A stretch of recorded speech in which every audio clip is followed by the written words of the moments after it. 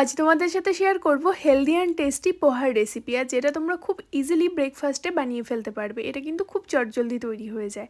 তো চলো ঝটপট রেসিপিটা দেখে নাও। আমি 2 কাপ মতো চিড়ে নিয়েছি আর সেটাকে ভালোভাবে জলে ধুয়ে রেখে দিয়েছি।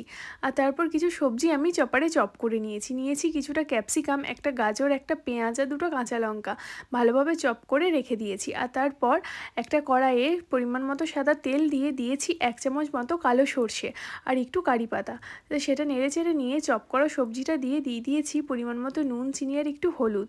আর তারপর সবজিটা একটু ভেজে নিয়ে দিয়েছি মটরশুঁটি।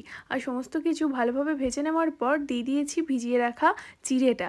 আর তারপর আর কিছুই না, সমস্ত কিছু ভালোভাবে মিক্স করে নিয়ে আরও কিছুটা পরিমাণ মতো নুন, চিনি আর একটু ঘি দিয়ে নেড়েচেড়ে একটু ঢাকা দিয়ে নামিয়ে নিলেই হেলদি অ্যান্ড টেস্টি পোহা একদম রেডি। তো কেমন লাগলো আজকের এই চটজলদি ব্রেকফাস্টের রেসিপিটা অবশ্যই জানিও। ভালো লাগলে চ্যানেলটাকে সাবস্ক্রাইব করে দিও। চলে আসবো আবার একটা নতুন ভিডিও নিয়ে।